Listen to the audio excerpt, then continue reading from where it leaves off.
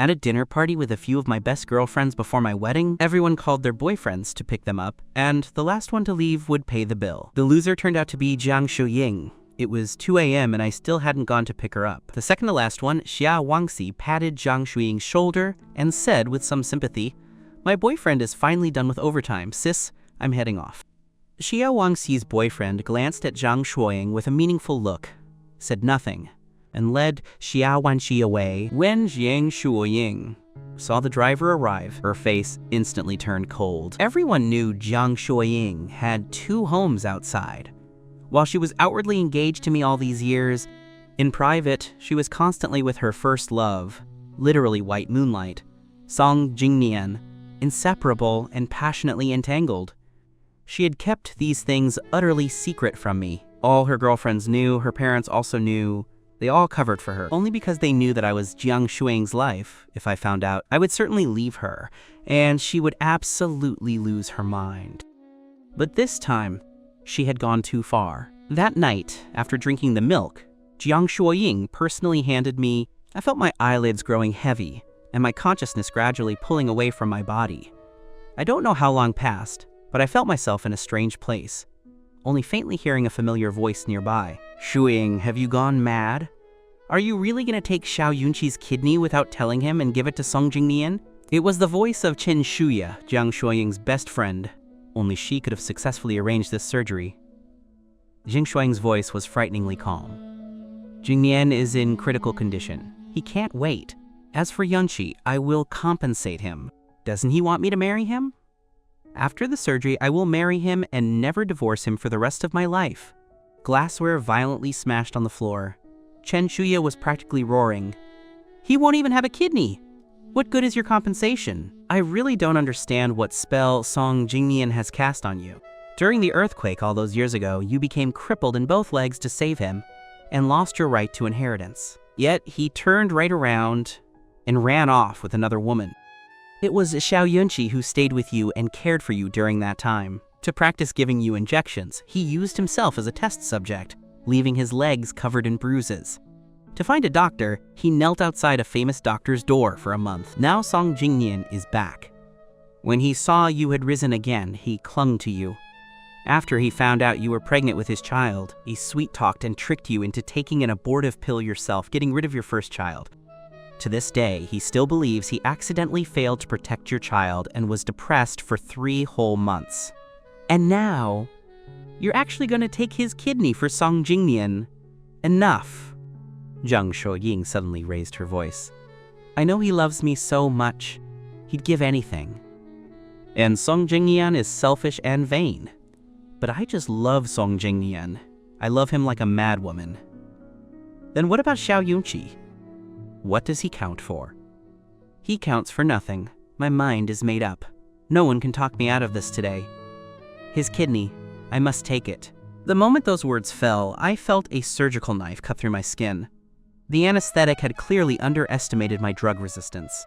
Every inch of pain was clearly palpable, but more painful than the physical agony was the heart in my chest being tormented and flayed. I had loved Jang Shuying for 10 years, from age 16 to 26. My youth, my love, my everything. I had given to her. I watched her love Song Jingnian, watched her go mad for Song Jingnian, watched her collapse after Song Jingnian abandoned her. I accompanied her through the darkest days after she was crippled, enduring her volatile moods and depression, even being pushed to the floor by her when she lost control. But I never complained once. I simply got up silently and continued to care for her. I thought that one day she would finally turn and look at me. It turns out, in her eyes, I was nothing. 10 years. A full decade. Even after all we went through together, she still only loved Song Jingnian. Because of a single word from Song Jingnian, she heartlessly got rid of our child. Because Song Jingnian needed a kidney, she secretly took my kidney to give to him. I don't know how much time passed. I felt something being slowly, brutally stripped from my body. It was my kidney. And it was all the love I'd given her for 10 years. When I woke up, the smell of antiseptic stung my eyes. "You're awake?" A cold female voice came from the doorway. My whole body tensed, and I slowly raised my eyes. Jang Shuying stood in the doorway, silhouetted against the light, her slender figure casting a cold shadow. She walked in. Her long, thin legs in the white dress felt like they were stepping on my heart with every stride. She sat by the bed and reached out to stroke my face, frowning slightly as she said, "Does it hurt very much?" I looked at her, my heart squeezed hard by an invisible hand, the pain almost suffocating me. How could she ask so tenderly if I was in pain? How could she sit in front of me as if nothing had happened? After personally stealing my kidney and aborting our child, looking at me with that concerned expression and asking what was wrong, I opened my mouth, my voice impossibly hoarse. Jang Shuying's expression didn't change, her tone gentle. "You had a sudden flare-up of appendicitis. The surgery is over." Appendicitis? I laughed sarcastically. She couldn't even manage a decent lie. She didn't detect anything amiss, assuming I was just in a lot of pain. She hurriedly said she would find the doctor for me and quickly left. But once she was gone, she never returned. 3 hours later, a nurse wheeled in to change my dressing, whispering, "Mr. Jiang is so good to Mr. Song. He not only stayed up all night, but I just heard Mr. Song woke up and wanted the porridge from that old shop in Chengji, so he rushed out to buy it himself, even though it's pouring rain outside." Hearing this, I couldn't stop the tears from welling up again, so this was why she hadn't returned. She was even certain that I loved her and wouldn't be angry, so she didn't even bother to send a text or make a superficial explanation. "Jang Shuying, what makes you think I'd love you to the point of having no bottom line?" I stared out the window. After an unknown amount of time, the nurse left and I pulled out my phone. My finger hovered on the screen for a second, then I dialed a number. The phone connected, and a gentle, lazy female voice answered. "Mr. Shao." I took a deep breath, my voice clear and distinct. "Qin Chuelan, are you interested in marrying me?" There was a moment of silence on the other end. "You have the wrong number. I'm not Jiang Shuying." "I know." I gripped the phone, my knuckles white. "I'm asking you. I no longer want to marry Jang Shuying." Ken Chuelan seemed intrigued, her tone slow. "Then why do you think I'd marry you?" I closed my eyes, my voice calm. "Just because you've always looked down on Jiang Shuying. And because," I paused, then said each word clearly, "the side profile photo on your desk is me." A deathly silence. I don't know how long it lasted. Then, a feigned calm voice came from the other end. "How did you know?" I stared at the pale ceiling of the hospital room, the IV fluid dripping, drop by drop, like a countdown of my remaining foolish devotion. "You only need to answer if you're willing or not." The other end was silent for 2 seconds. The distant woman finally spoke, her voice carrying an unclear emotion, her breathing sounding slightly uneven. "Come to me within 7 days, and we'll register our marriage. Also," she paused, "once we're married, you can never have any connection with Jang Shuying again." I closed my eyes. My voice was clear and resolute. "I won't. In 7 days, I will never see her again." After hanging up, I immediately booked a flight to S City, Chen Zuelan's territory, for 7 days later, for the rest of the day. Jang Shuying didn't appear. Only a caregiver pushed the door open and said respectfully, "Mr. Shao, Mr. Zhang has been very busy with the company lately, so we're here to look after you." I quietly MN'd. I didn't expose the lie. I knew Jang Shuying wasn't busy. She was standing guard, inseparable, by Song Jingnian's bedside. Only on the day I was discharged did Jang Shuying finally appear. She was in a form-fitting dress, a hint of exhaustion in her eyes, yet still breathtakingly beautiful. Seeing me packed and standing at the room's door, she hurried over, reaching out to take my bag, her voice apologetic. "Yanqi, company matters have been overwhelming lately. Plus I've been preparing a surprise, so I couldn't come to accompany you." I avoided her hand carrying my own bag and walked forward. "What surprise?" Jang Shuying's lips curled into a slight smile, her eyes holding a rare softness. "I'm taking you somewhere." Half an hour later, the car stopped outside a luxury hotel. I followed Jang Shuying inside. The moment the ballroom doors were pushed open, my eyes were filled with roses and candlelight, a surprise engagement party. The guests all turned, their gazes focused on me. Jang Shuying led me to the center, then took a pair of wedding rings from her bag.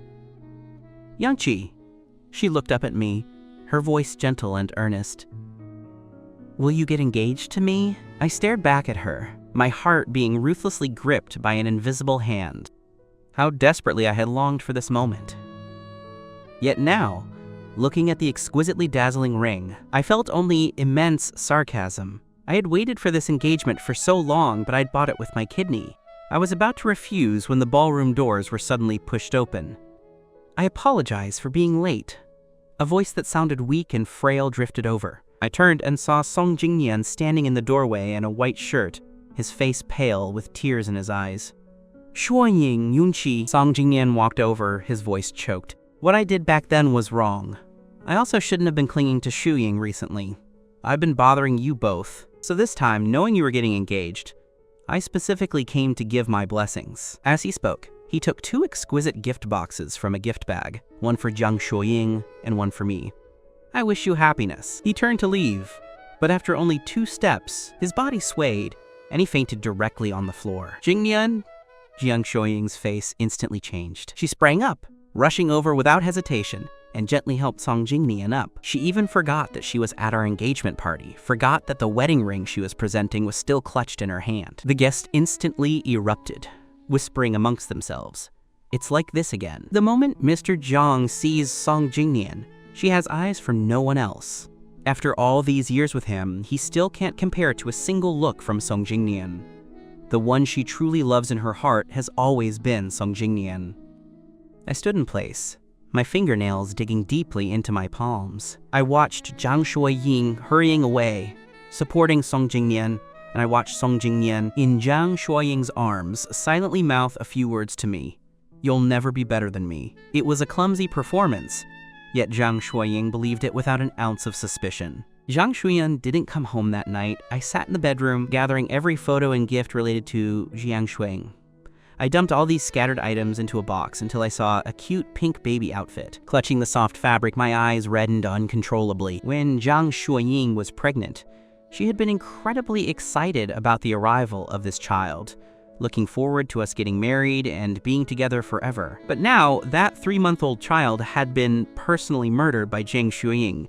I suppressed the ache in my heart, lifted the overflowing box, and threw it into the trash can. The belongings were gone, and so was all my love for Jang Shuying. The next day, I went directly to the Jang group to resign. In the past, when Jang Shuying was crippled in both legs and lost her right to inheritance, an illegitimate son had stolen her position. Later, after her legs recovered, the first thing she did was sign a gambling agreement. She had to double the company's performance within 3 years to reclaim everything. To help her, I stayed by her side, accompanying her to social events, drinking until I had a stomach hemorrhage, and working all night until I collapsed.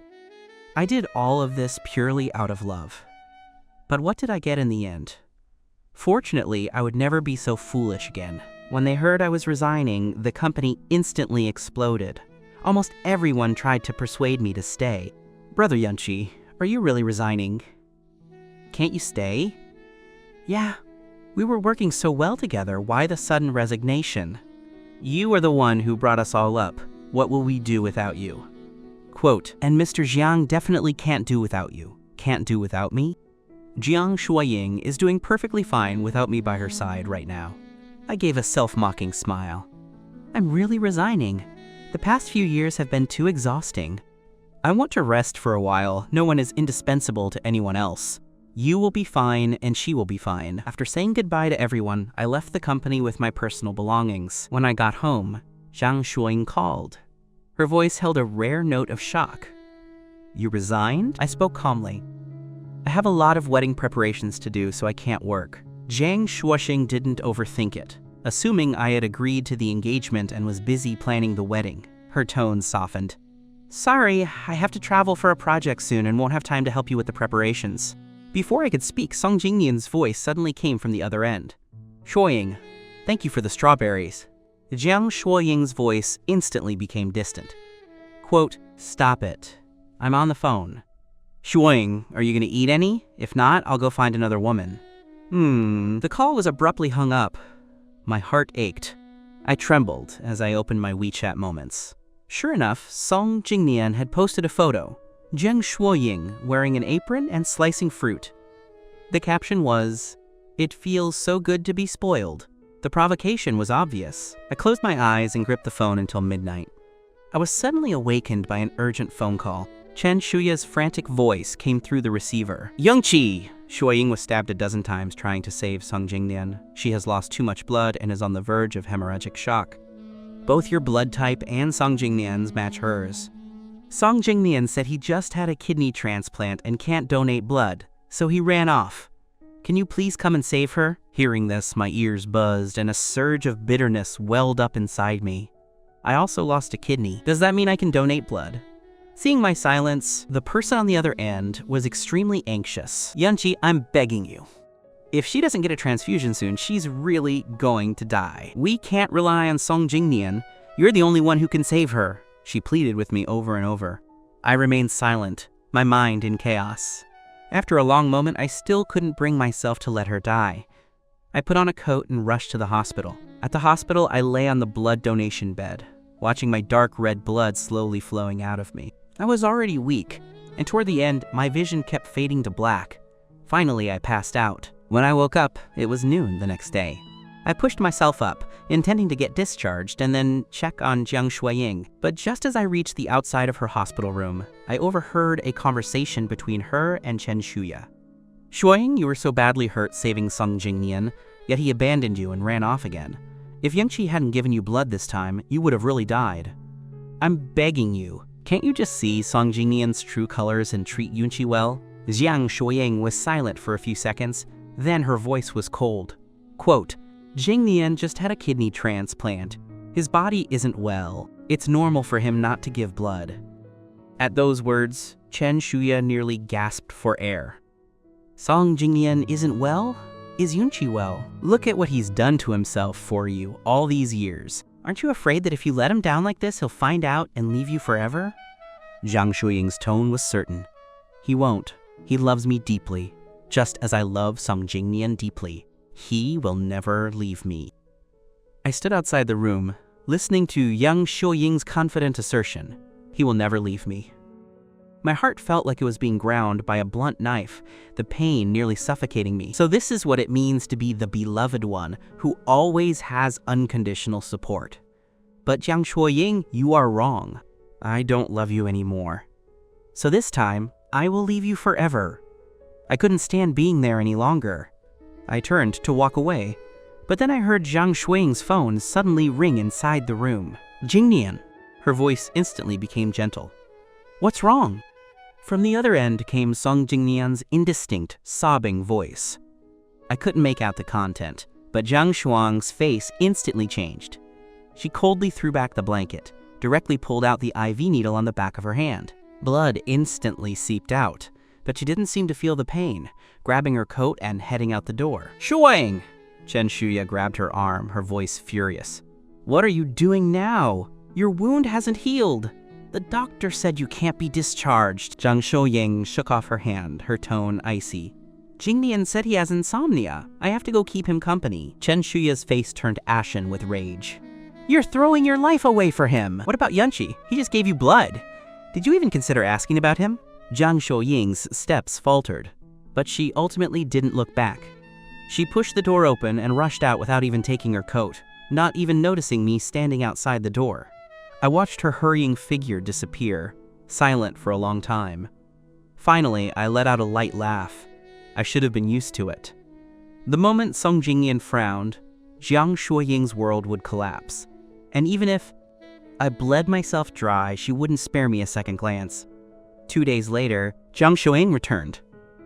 When she pushed open the front door, I was sitting on the sofa, organizing my airplane tickets and documents.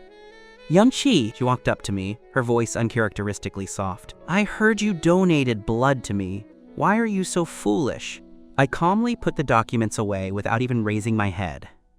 It's good that you're okay. Jang Shuying didn't seem to notice my coldness. She sat down next to me and took my hand. The last engagement was interrupted by Song Jingnian. I've prepared a new banquet to make it up to you. I finally looked up at her. I could see that her complexion was not very good due to blood loss and her refusal to stay in the hospital. Let's forget it, I said softly. What if Song Jingnian faints again? Jang Shuying frowned, her tone certain. This time he won't. I didn't invite him. I smiled. She didn't understand my sarcasm, but I didn't say anything more, just nodded. On the way to the banquet, Jang Shuying drove, and I sat in the passenger seat, looking at the scenery rushing past the window. Suddenly, Jang Shuying's phone rang. The moment she answered, Song Jingnian's heart-wrenching sobs came through the speaker. "Shuying, I've been kidnapped. They say they're gonna kill me." Jang Shuying's face instantly went pale. She slammed on the brakes and immediately opened a tracking app. A flashing red dot instantly appeared on the screen. "Hold on," she roared, aggressively turning the steering wheel. The car instantly spun around and sped toward the suburbs. The inertia of the sharp turn flung me against the car door, my forehead hitting the window hard. Blood instantly ran down my brow bone, but Jang Shuying didn't notice. Her entire heart was focused on Song Jingnian's safety. The car dangerously weaved through traffic on the highway, finally stopping at an abandoned bridge. The rain was heavy. I couldn't even clearly see the figures ahead, only vaguely making out Song Jingnian standing on the bridge edge, a man holding a knife to him. "Jang Shuying, you finally came!" the man yelled hysterically. "You ruined my company and forced my wife to jump off a building. Now I'm gonna make you lose the person you love the most." Jang Shuying got out of the car. The rain soaked her clothes, but she seemed oblivious to the cold, walking closer step by step. "You're mistaken." Her voice was cold. "The person I love the most isn't him." The man paused, the knife blade slightly shifting from Song Jingnian's neck. "What?" Jang Shuying's tone was icy. "Didn't you do any research? You kidnapped my ex-boyfriend. He abandoned me when I was crippled back then. I hate him." Jang Shuying sneered. "The person I truly love now is the one who has stayed by my side all these years." She then turned and looked at me in the car, her eyes so full of deep affection that I could drown in them. I froze. This was the first time Jang Shuying had ever looked at me with such an expression. And yet, it was at this moment. The man looked at me, confused. Jang Shuying seized the opportunity to continue. "If you want to tie up Song Jingnian, go ahead. Yeonchi and I have to go look at wedding dresses tomorrow. We don't have time to waste with you." She finished speaking and even reached out to me, her voice gentle. "Yeonchi, let's go." I was completely chilled. I finally understood. Jang Shuying was using me as a human shield, trying to make the kidnapper switch targets and let Song Jingnian go. The man was indeed swayed. He roughly shoved Song Jingnian away and lunged straight toward me. "You're the one he loves the most." He laughed maniacally, grabbing my collar and dragging me backward toward the edge of the bridge. Jang Shuying's pupils contracted. She pounced forward, but the first thing she did was grab Song Jingnian. Meanwhile, the man dragged me, and I plummeted directly from the bridge. The sound of the wind whistled in my ears. As the frigid river water closed over my head, I vaguely heard Jang Shuying's cold voice from the bridge. "Save the kidnapper first. Don't let him run away. Send him to prison to avoid future trouble. He can't hurt Jingnian again." I wanted to laugh, but the river water poured into my lungs. The pain made my vision turn black. Before I completely lost consciousness, I finally understood. In Jang Shuying's heart, my life was worth less than a kidnapper's. I woke up in the hospital to the doctor's serious voice. "Mr. Shao, your body has been severely depleted these past few years. Long-term drinking, emotional exhaustion, plus the blood loss from the previous injury, and now this fall from the bridge. Your foundational health is damaged. You must take good care of yourself from now on, or else." Before the doctor could finish, Jang Shuying noticed I was awake. She rushed to the bedside, her voice showing a rare tension. "Yeonchi, you're awake. How are you? Is there anywhere else you don't feel well?" I looked at her, my eyes empty. If she genuinely worried about me, why would she have unhesitatingly chosen to save the kidnapper first? Seeing my silence, Jang Shuying reached out to touch my face, but I turned my head to avoid her. She paused, her voice low with guilt. "I was careless this time. I will compensate you." I tugged at the corner of my mouth without speaking. "Jang Shuying, you owe me too much. You can never compensate for it all." Perhaps feeling guilty this time, Jang Shuying stayed by my side in the hospital for a full 2 days. As soon as I was discharged, she immediately took me to an auction, claiming it was to compensate me. After several failed attempts to refuse, I had no choice but to go with her. As soon as we arrived at the auction, we ran into an old acquaintance, Song Jingnian. However, this time, Jang Shuying didn't spare Song Jingnian a single glance. She stayed by my side the whole time, poured me hot water, brewed me tea, and occasionally whispered, asking if I was cold. I knew she was putting on a show. For whom? Perhaps for herself, to ease her own guilt and feel a little better. Just before the auction began, Jang Shuying took a call and left for a moment. I stood alone by the champagne bar when a woman walked over and smiled, asking for my contact information. "Sir, you're very handsome. Can I get to know you?" Before I could speak, an arm suddenly wrapped around my waist from behind, pulling me into an embrace. "He is my fiancé." Jang Shuying's voice was ice cold, her gaze dark as she stared at the woman.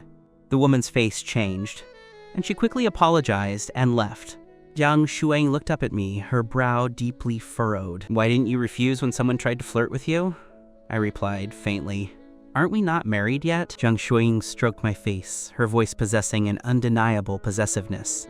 "We'll get married sooner or later. Who else do you plan to marry besides me?" She stared into my eyes, stating each word clearly. "In any case, I will only marry you in this lifetime." I looked at her and suddenly laughed. How ironic. She didn't love me at all, yet she dared to swear she would only marry me.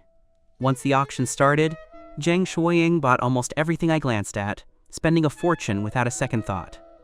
Song Jingnian sat not far away, watching us with a look of melancholy.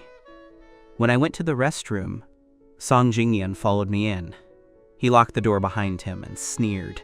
"You must be feeling very proud today, huh? Do I need to remind you? Shureen is only feeling guilt toward you, not love. You still don't know, do you?" When she was pregnant, the baby was 3 months along, and I told her I couldn't bear to see her carry another man's child. So she drank the abortive medicine without a word. And just recently, when I had kidney failure, she didn't hesitate to cut out your kidney for me. Not to mention, on the bridge, she deliberately said she hated me to push you into danger. No matter when or where, as long as I need it, she will satisfy my every request. Song Jingnian leaned closer, his voice low and menacing. "You've lost completely." Song Jingnian thought that after saying all this, he would immediately see me fly into a rage, a sight that would be incredibly satisfying. But to his surprise, my expression remained calm the entire time. I turned off the faucet and looked up at Song Jingnian. "Done?" Song Jingnian was stunned.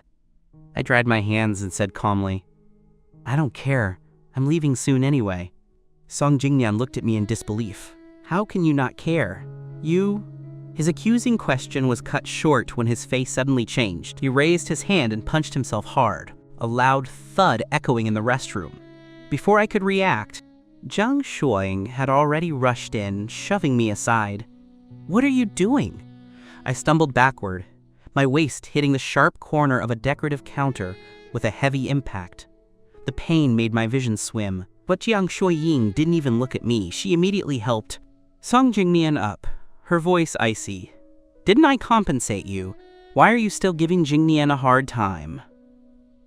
Song Jingnian covered his face and pretended to speak kindly. "Shuying, don't blame Yunqi. It's all my fault." Jang Shuying's expression was dark. She supported Song Jingnian and turned to leave. Song Jingnian, holding her waist, turned back and flashed me a victorious smile. I was left alone, leaning against the restroom wall, smiling until my eyes turned red. "Xiao Yunqi, look at this. This is your love. What have you gained?" That night, Jang Shuying didn't come back. I didn't call her even once. My heart was completely dead. I was no longer worried about her or interested in knowing where she was or what she was doing. The day before my departure, I invited a group of good friends to a farewell dinner at the city's most luxurious hotel. My friends, having drunk too much, cursed Jang Shuying loudly. "You gave her so much. Why does she treat you like that? Qin Suilan liked you back in school. You'd be a million times better off with her than with Jang Shuying." I just smiled and drank cup after cup. After the party dispersed, I paid the bill and stood alone in the hallway to sober up. After a good while, just as I was about to leave, I heard Jang Shuying and Chen Shuya arguing at the end of the corridor. "You are becoming more and more absurd because of Song Jingnian. Because of a single word from him, you aborted your and Yunqi's child. To save him, you took Yunqi's kidney. And now, just because Song Jingnian says he wants a child, you're going to have a baby with him?" Jang Shuying's voice was terribly calm. "If I don't have a child with him, he'll find someone else. I can't stand that. Then what about Yunqi?" Chen Shuya was practically screaming. "How can you face him?" Jang Shuying was silent for a moment, then said faintly, "Didn't I already agree to marry him? Isn't that enough? I stood rooted to the spot, clenching my fists. The argument was ending. Chen Shuya, unable to persuade her, angrily walked away. Jang Shuying also turned to leave. Driven by an impulse, I followed Jang Shuying. I watched her enter a suite. The door wasn't closed tightly. Through the gap, I saw Song Jingnian pressing Jang Shuying onto the bed, kissing her while pulling off his pants. His voice was hoarse. "Shuying, let's have a baby." Jang Shuying laughed charmingly, wrapping her arms around his neck. "Then you promise me you can't have a child with any woman but me." I stood outside the door and quietly watched the entire process. Then I raised my phone and recorded everything. This time, I had truly let go.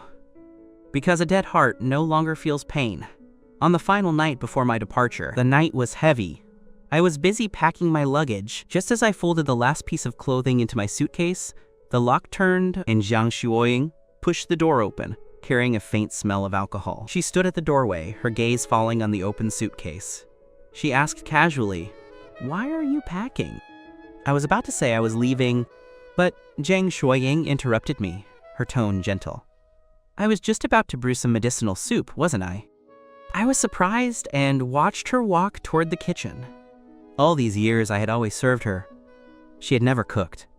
I was silent for a moment, but followed her. In the kitchen, Jang Shuying stood at the counter. She clumsily sliced ginger. Her knife skills were poor. She clearly had never done this before. I stood next to her, quietly guiding her. "Don't make the heat too high. Add the seasonings last. Turn it to low once the water boils." Jang Shuying was unusually patient and carefully followed my instructions. After the soup was done, she tasted a spoonful, her brow smoothing in satisfaction. "Not bad." But she made no move to offer me any. Jang Shuying didn't notice my gaze. She glanced at her watch and suddenly said, "Youngchi, I have something to do for the next few days. I'll spend time with you afterward." She then picked up a thermal container, poured the remaining soup into it, and turned to leave. I stood there, listening to the door close. I silently took out my phone and opened Song Jingnian's moments. Sure enough, I saw a new update. Suddenly craving medicinal soup. "Anyone willing to learn to make it for me?" I turned off my phone and chuckled softly. I had specifically learned to make this soup for her years ago. She had a bad stomach, and I heard that medicinal soup was good for it.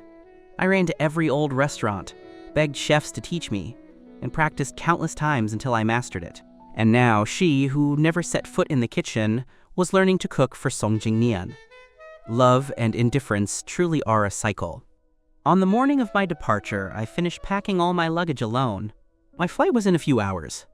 I put on a hat and left the house by myself, going to a few places. 6 hours before leaving, I went to Xinhua High School, where Jang Shuying and I studied. The classroom was empty. I found the desk where I used to sit. My fingers traced the crookedly carved words on the tabletop. "I like Jang Shuying." I took out my keys and scraped away the words, little by little, until they were no longer visible. Wood shavings drifted down, like my shattered youth. 5 hours before leaving, I went to the famous Lovers' Bridge. The rusted love locks were still hanging on the railing. Our names were carved on the lock's surface. I had brought Jang Shuying here that year, blushing as I said, "I heard that hanging this lock means we'll be together forever." Jang Shuying had just murmured a faint amen, letting me do the work. Thinking back, she probably never took it seriously.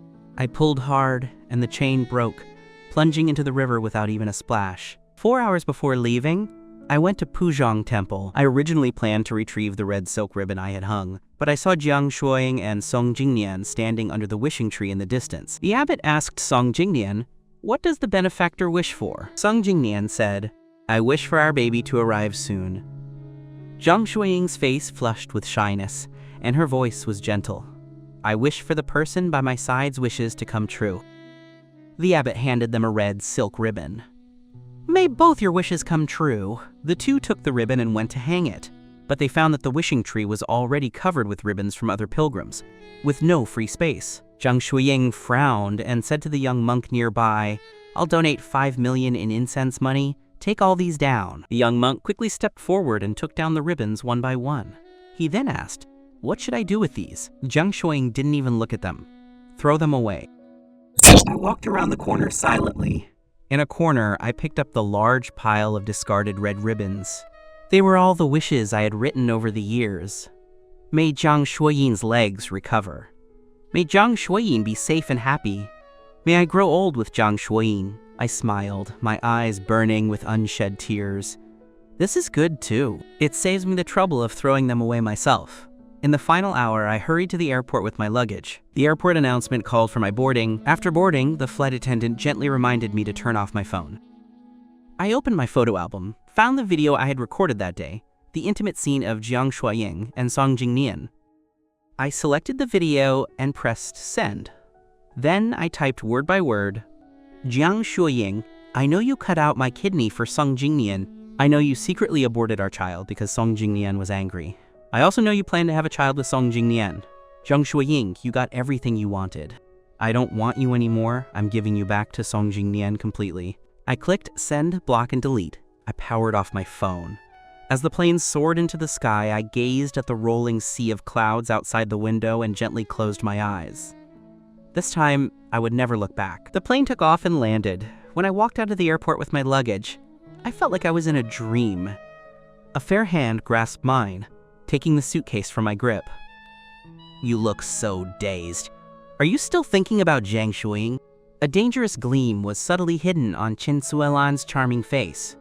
It was as if, had I said yes, she would immediately take me away, severing all my chances of returning to Jang Shuying and trapping me by her side. I was surprised by her reaction, but shook my head. I've completely let go of her. I promised you I would never love Jang Shuying again or have any connection with her. A smile quickly appeared on Qin Suelan's face upon hearing this.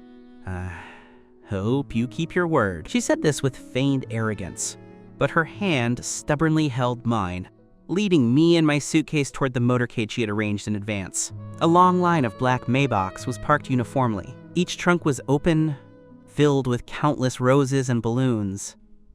Under the gaze of countless people, Qin Suelan suddenly produced a pair of brilliant rings and presented them to me.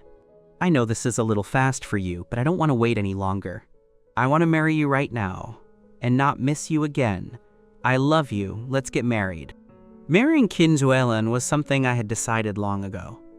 Seeing such a surprise, I couldn't help but feel moved. All these years, while I was loving someone else, Qin Suelan had been persistently loving me, just never daring to let me know. I covered my face, quickly wiping away my tears. Amidst the cheers of countless people encouraging me to say yes, I reached out and took the ring. I do. Qin Suelan was clearly very excited. Before she could react, I put the ring on her finger, and then she put the ring on mine. Qin Suelan quickly took my hand and we got into the car together. Did you bring your ID? Let's go register right now, before anything can complicate things, she said, producing all her necessary documents and placing them in front of me. She had been waiting for this day for a long time and just wanted to finalize everything quickly. I was infected by Qin Suelan's excitement. My heart hammered with an unexpected rapidity. I have all my documents with me. Let's go to the Civil Affairs Bureau. Before the words had even finished, Qin Suelan stepped on the gas and drove toward the bureau. Everything felt like it was on fast forward, incredibly quick. Smile, new couple! Click. The wedding photo came out. As the sound faded, the fresh marriage certificates were printed. Clutching the two certificates, still smelling faintly of printing ink, Qin Suelan and I were both a little stunned, feeling an incredible sense of disbelief. We're really married. What I once thought would be impossible was now true. Qin Suelan was momentarily speechless with excitement, holding me tightly, as if only this way could she confirm that I was truly by her side. I let her hold me, feeling an indescribable lightness. From this day forward, Jang Shuying and I had absolutely no connection. However, what I didn't know was that the video of Qin Suelan spending a fortune at the airport to create a surprise had spread widely online, even reaching Song Jingnian. At the hotel, Jang Shuying had just finished washing up when she saw Song Jingnian holding his phone, looking troubled and hesitant to speak. If you have something to say, just say it, Jang Shuying said, carelessly wiping her dripping hair with a towel. The bathrobe she wore couldn't hide the hickeys on her fair neck. Song Jingnian pursed his lips and reluctantly handed his phone over to her. The person in the video looks like Yunqi. Am I mistaken? Didn't you two just get engaged and are about to get married? How could he agree to another person's proposal and marry someone else? Could he really be secretly involved with another woman? He paused here, malice filling his eyes, yet he quickly began to defend Yunqi. Yunqi loves you so much. The person in the video shouldn't be him. It must just be someone who looks like him. Why don't we show Yunqi this video? Maybe they are long-lost brothers? But speaking of it, the two people in the video look quite good together, a handsome man and a beautiful woman. Countless people are saying they look very well matched and happy, right? The more Song Jingyan tried to explain, the worse it sounded. Jang Shuying's face instantly darkened, and black fury burned in her eyes. She wasn't an idiot. She wouldn't fail to recognize the person in the video. This was Yunqi and Tin Shuilan. How could he accept Tin Shuilan's proposal? Is he crazy? Anger instantly surged into her heart. She was about to call my number to find out what was going on, only to realize that she had been blocked. The call wouldn't go through. Not only that, but she had been blocked and deleted on all her contact methods. The long message and video I had sent on WeChat a few hours ago violently leaped into her sight. In an instant, the anger in her heart was extinguished by a bucket of ice water. She was thoroughly chilled. I know everything. Jang Shuying was utterly panicked. Her fingers trembled as she clicked on the video. The main characters were precisely her and Song Jingyan. That night, they had passionately tangled, the chaos lasting a long time. The video footage was a little shaky, and one could even feel the emotion I must have felt when witnessing the whole thing. Boom. Jang Shuying felt her mind go completely blank at that moment, unable to even hear the surrounding sounds. My words were utterly decisive. Jang Shuying reread that final sentence countless times, yet still couldn't believe her eyes. How could this be? Didn't he love me deeply? Didn't he love me enough to do anything for me? Why did he suddenly stop loving me? Why did he suddenly not want her anymore? How did she know about the kidney transplant, the abortion, and the child she planned to have with Song Jingyan? Jang Shuying's face went white again and again, but she was speechless. Her brain was utterly chaotic, unable to think properly. How could she accept that a person who loved her so deeply would suddenly say they didn't love her anymore? But since I knew about all the things she had done, it was impossible for me to accept her. And if I hadn't known, I would have certainly continued to stay by her side obediently. Someone must have told me everything. In an instant, one person's image flashed in Jang Shuying's mind, Chen Shuya. Thinking of her, Jang Shuying immediately called Chen Shuya. Was it you? Did you tell Yunqi everything I did? Otherwise, how could he agree to another person's marriage proposal? Hearing Jang Shuying's accusing voice, Chen Shuya froze. She had just come out of surgery and wasn't clear about anything, but she subconsciously retorted, "What are you talking about? I haven't told Yunqi anything. I'm not even on speaking terms with him. When did he agree to marry someone else? Don't joke around." Even after she said that, Jang Shuying still didn't believe her. Chen Shuya, besides you, no one else always takes his side. I get it. This whole spectacle today, the breakup and the proposal, you two planned it all together, right? All you want is to see me regret it. I told you I only love Jingyan. I've already promised to marry him. The engagement is done. All that's missing is the marriage certificate. What more is he not satisfied with? I see. Is he desperate to get married? He blocked all my contact information. Please help me tell him that I can go register the marriage with him right now. That should stop him from acting out, right? Jang Shuying annoyedly ran her hand through her hair, suppressing her anger. Chen Shuya, however, was nearly laughed out loud by her. Jang Shuying, his business has nothing to do with me. I defended him before because I simply couldn't stand the way you bullied him. Now he's finally come to his senses and broken up with you. I can't help you with your problems, and don't come looking for me again. You deserve this. The moment she finished speaking, 2 beeps sounded. Chen Shuya had angrily hung up the phone. Jang Shuying stared blankly at her phone, her expression complex. Song Jingyan noticed her panic. His face tightened for a moment, but he forced a smile. Shuying, you said yourself that he loves you so much. He must just be having a moment and throwing a tantrum. Just let him cool down. You don't need to worry too much. He stayed by your side for so many years and never left. Why would he leave over a small thing like this? Besides, you had your reasons for taking his kidney and aborting your child. If you explain properly, he'll definitely understand. Maybe in a few days, he'll figure things out himself and come back to you. After all, loving you for so many years isn't something he can just let go of quickly. He comforted her casually, feigning indifference. Whether they broke up for real or just temporarily, it had nothing to do with him. He only said those words to make Jang Shuying feel better. After all, he still needed a healthy child. It wouldn't be good if the woman was in a bad mood, and it affected the child's arrival. Song Jingnian slowly caressed her lower abdomen a few times, his eyes full of anticipation for the child's arrival. If it weren't for the fact that the old man was dying and the Song family assets were about to be divided, he wouldn't be in such a hurry to have a child with Jang Shuying and be constrained by a baby. He was the only male heir in the Song family's main branch, but there were many illegitimate children, and the Song family's relatives were eyeing the family fortune. He didn't want such a huge wealth to fall into the hands of others. Jang Shuying lowered her eyes, not saying a word, as if she was listening to Song Jingnian, and yet she seemed absent-minded, not hearing anything at all. Only when Song Jingnian called her name several times, hooking his neck and kissing her, did she gradually come back to her senses. Jingnian is right. He loves me. He won't leave no matter what. It's normal for him to throw an occasional tantrum. Besides, I'm easy to appease. Afterward, when I clearly explain my helplessness and suffering, he will definitely understand. Jang Shuying worked hard to suppress the unease in her heart and responded to Song Jingnian's kiss. The two became entangled again, unable to separate. For 3 days, Jang Shuying accompanied Song Jingnian, visiting many places and passionately embracing each other overnight in various locations. However, 3 full days passed, and there was not a single message from me on her phone. Forget a message, I hadn't even unblocked her. The unease in Jang Shuying's heart became more and more apparent. Even when walking next to Song Jingnian, she was somewhat absent-minded. After a long while, she suddenly looked at Song Jingnian with an apologetic expression. "Jingnian, I can't stay with you for now.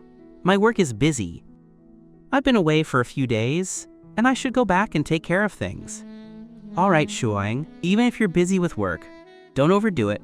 Remember to rest." Song Jingnian replied indifferently and perfunctorily. Jang Shuying didn't notice, or perhaps she was already accustomed to his attitude. He had always been like this. He only fawned over her and treated her well when he needed something from her. If he didn't need anything, he would casually toss her aside.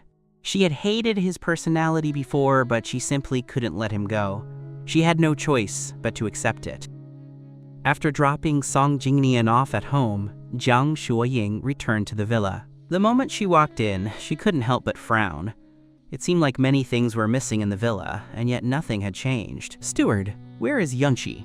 Hasn't he come back yet? How long does he intend to keep this up?" Jang Shuying twisted her brow, her voice chilling. The steward and the group of servants exchanged worried glances. After a deep sigh, he bravely spoke.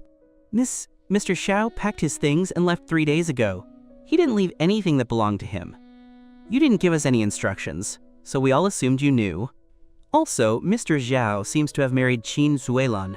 The news is spreading like wildfire online. Did you two really break up, or is this just a spat? Should we notify your assistant to do something to suppress these news stories? As he spoke, he even showed Jang Shuying the photo from the news. At the steward's words, Jang Shuying felt as if struck by lightning. Her ears buzzed. She seemed unable to hear any sound for a long time before she managed to find her voice. "Steward, did Xiao Yunqi really leave? Is he really married? Did he really abandon me? Is this truly not a joke? How could he marry Qin Zuelan? He knew Qin Zuelan was my nemesis. Why would he anger me like this?" She was utterly incredulous, rereading the photo of Mai and Qin Zuelan's marriage certificate countless times, yet still unable to convince herself she had done something wrong. She had wronged me, and she knew it, so she decided to spend the rest of her life making it up to me. Why would I still marry Qin Zuelan? Bang! Jang Shuying was so angry, she directly hurled the steward's phone away. The phone smashed heavily against the wall, instantly ruined and shattered. Her eyes were red with fury, and she was nearly losing control. Since I was determined to leave, there was barely a trace of my existence left in the villa. Jang Shuying clenched her fists tightly, her nails almost digging into her flesh. She was so angry she could barely breathe. Chin Suelon has been against him for so many years. How could she be a good person? I know Chin Suelon. How could he marry her so casually? Isn't he afraid of being bullied, tormented, and used to death? The more Jang Shuying thought about it, the more she worried about me. After a long time, she still dialed a long-forgotten number. Chin Suelon, it's me, Jang Shuying. Xiao Yunqi is my person. He only agreed to you on a whim. You better treat him well.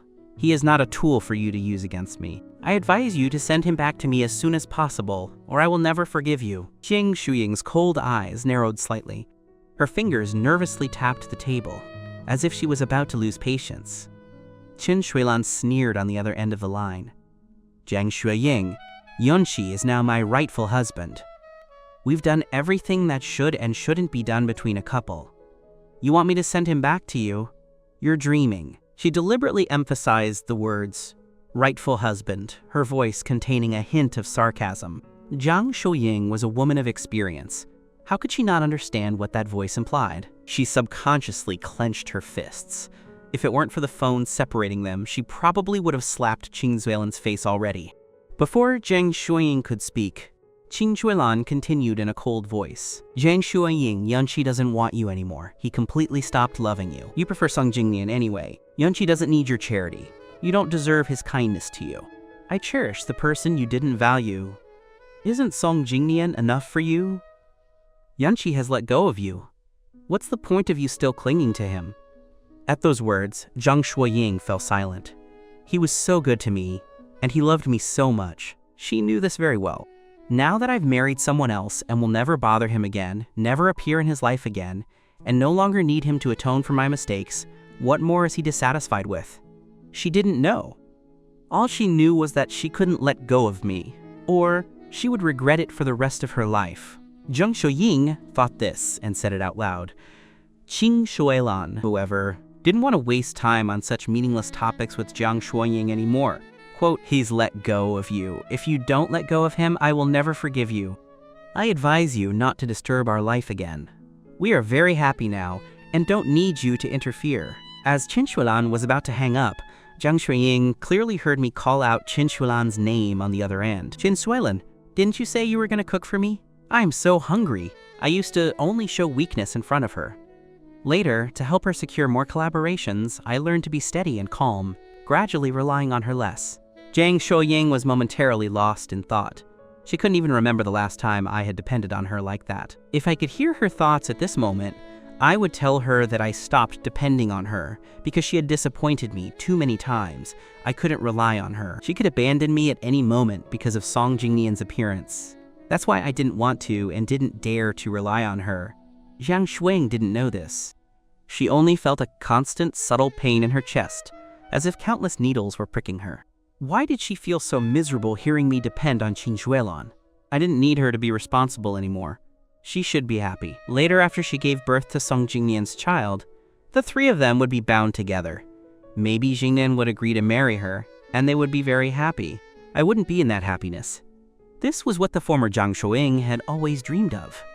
But now, she felt an indescribable agony in her heart. Jang Shuying forced herself to stop thinking and lay down in bed to rest.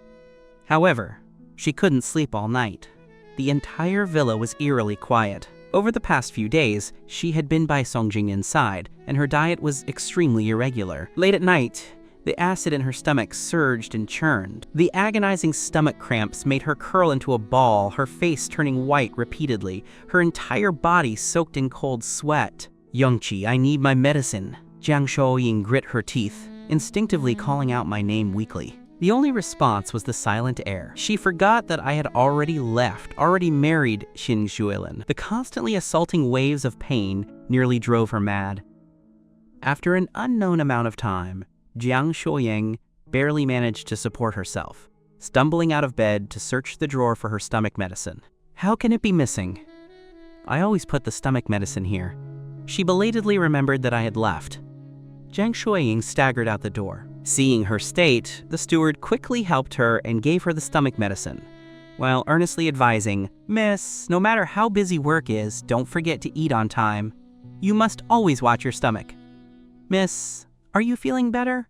Is there anything you'd like to eat? I'll have Wang Ma make it right away. After taking the stomach medicine, Jang Shuying's complexion gradually returned to normal. I want to drink ginseng chicken soup. The rich, sweet flavor seemed deeply etched in her memory. Wang Ma didn't think much of it and made a pot of ginseng chicken soup, bringing it to Jang Shuying. She only tasted one sip. The slightly oily flavor that entered her stomach instantly ruined her appetite and even made her feel faintly nauseous. This taste is wrong! Jang Shuying's face darkened. Bang! She directly knocked the entire bowl over. The steward and Wang Ma looked at each other, both full of distress. Miss Jiang, this is already what I made according to Mr. Xiao's recipe. I really tried, Wang Ma said nervously, afraid of losing her job. Jang Shuying dragged her tired body into the kitchen. She followed the steps I had taught her, step by step, from memory. No, this is all wrong. She smashed one bowl after another. The frustration in her heart became more and more apparent. The process was exactly the same, yet the taste of the chicken soup was completely wrong.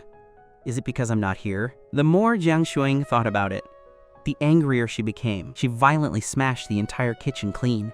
I only love Jingnian. She convinced herself over and over with red eyes. After a long while, she drove to the company to numb herself, completing all the accumulated work from the past few days.